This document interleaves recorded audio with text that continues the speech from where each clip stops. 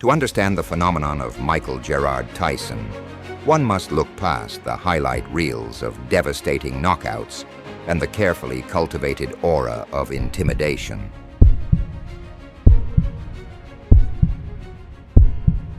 To dissect this process is to look at a blueprint for building a champion from the ground up. These are the foundational habits that silently and sometimes brutally transformed Mike Tyson's life and career.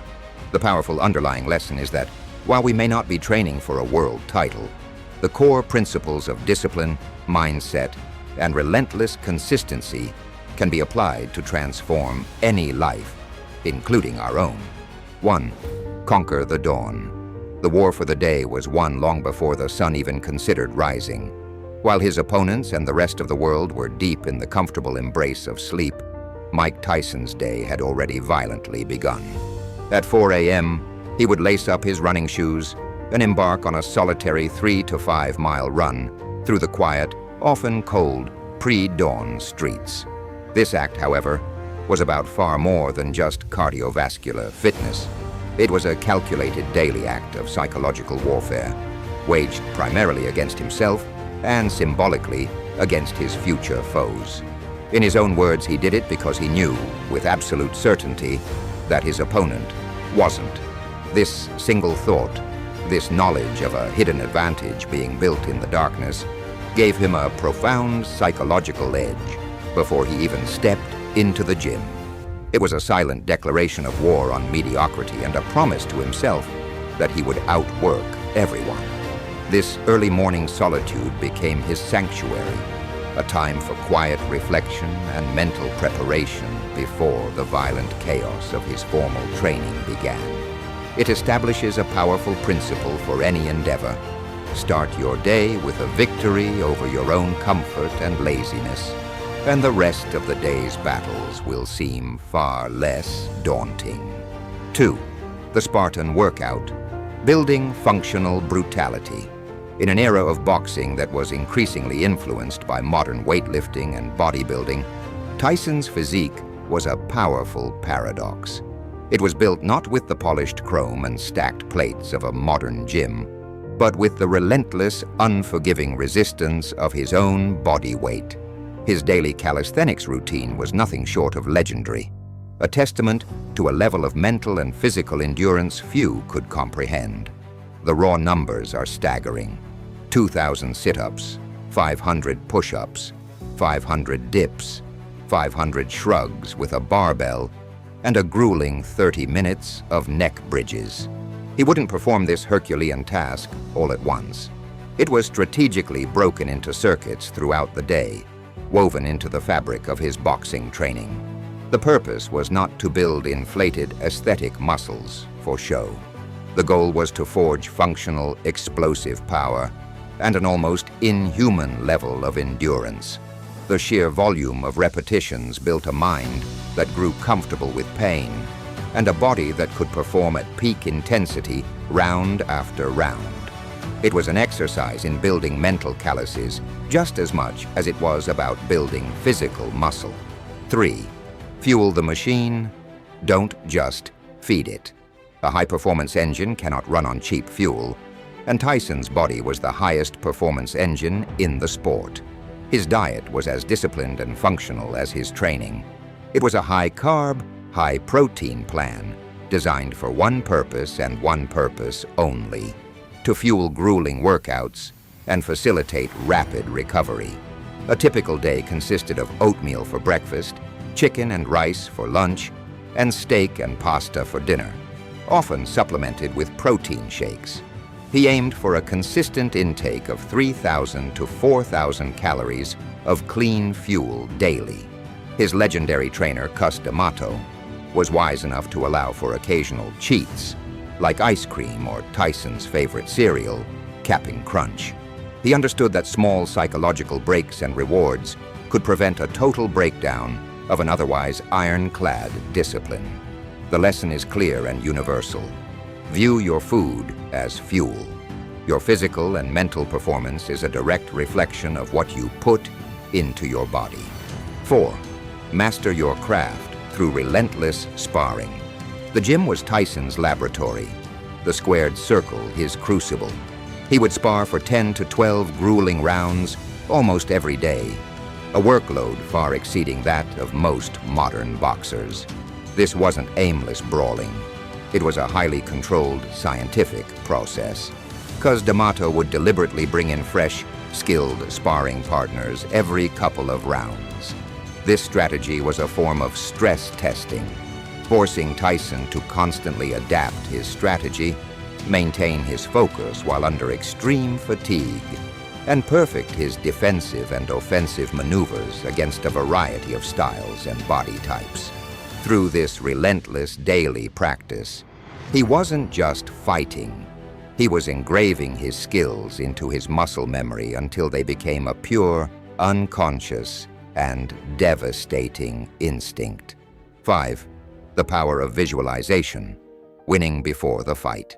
Long before the first bell ever rang, the fight was already over and won in Mike Tyson's mind. He was a master of visualization, a mental rehearsal technique used by elite performers in every conceivable field. He would sit in a dark, quiet room and play the movie of the upcoming fight in his head over and over again. He saw himself walking to the ring, feeling the rough texture of the canvas under his feet, hearing the roar of the crowd. He visualized every punch, every defensive slip, and most importantly, the final devastating knockout blow. Modern neuroscience confirms the power of this practice, showing that the brain often cannot distinguish between a vividly imagined event and a real one.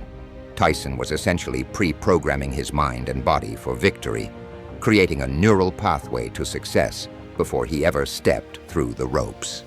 6. Weaponize your fear. Here lies the greatest paradox of Mike Tyson. The most feared man on the planet was, by his own frequent admission, utterly terrified before every single fight. But as his mentor, Cus D'Amato, taught him, fear is like fire. It can cook your food and heat your home, or it can burn your house down. The key is control. Tyson learned to harness the raw, primal energy of his fear, channeling that flood of adrenaline into heightened focus and explosive aggression. He accepted his fear, acknowledged its presence, walked with it to the ring, and then unleashed its energy upon his opponent. His life teaches us that courage is not the absence of fear, but rather the mastery of it. 7. The monk-like existence, isolating for greatness. During his formative years in training camps under Cus D'Amato, Tyson lived a secluded, almost monastic life in the Catskills of New York. He was completely isolated from the temptations and distractions that derail so many young, talented athletes. There were no parties, no hangers-on, and no outside noise to pollute his focus. His entire world shrank to the gym, the running trail, and a library of old fight films. This intentional isolation created an environment of extreme, singular focus. It was a conscious and difficult choice to sacrifice short-term pleasure for long-term, world-altering dominance. The principle holds true in any ambitious pursuit. To achieve the extraordinary, you must be willing to live a life that the ordinary person would find unbearable. 8. Become a historian of your craft. When he wasn't physically training his body, Tyson was mentally training his mind. He became a dedicated and obsessive student of boxing history. He and Cus would spend countless hours watching old fight films, breaking down and analyzing the techniques of legendary fighters like Jack Dempsey, Harry Greb, and Roberto Duran. He didn't just watch for entertainment. He studied with purpose.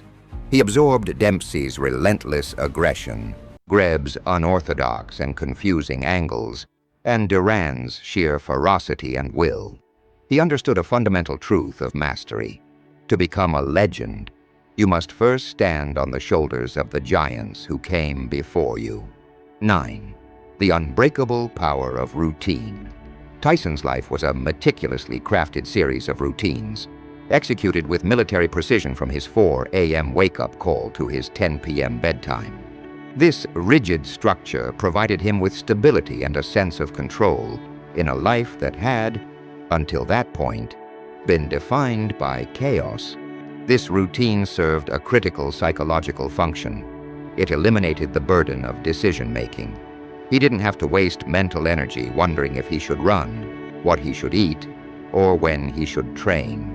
All his mental energy and willpower could be channeled directly into the flawless execution of his tasks. This is the secret power of routine. It automates discipline, freeing your mind to focus on the quality of your work, rather than the logistics of it. 10. The unseen habit, forging a foundation. One of the most unique and overlooked aspects of Tyson's training was his fanatical dedication to building the strength of his neck. 30 minutes of every single day were spent on grueling neck bridge exercises. In boxing, a strong neck is your primary shock absorber. It is the anatomical feature that allows you to absorb a heavy punch and remain conscious. It's the difference between being knocked out and surviving to win the fight. This practice is a perfect metaphor for success in any field. The most important work is often the unglamorous, foundational work that no one else sees. It is the strength you build in private, in the dark, that allows you to withstand the inevitable blows you will take in public. 11. There are no off days. Even on his designated rest days, Tyson remained active. He would engage in light cardio, stretch, or do chores around the house. This concept, known as active recovery, keeps the blood flowing, helps flush lactic acid from the muscles, and speeds up the body's natural repair processes. More importantly, it reinforced the crucial mindset that being a champion was a 24/7, 365-day-a-year commitment.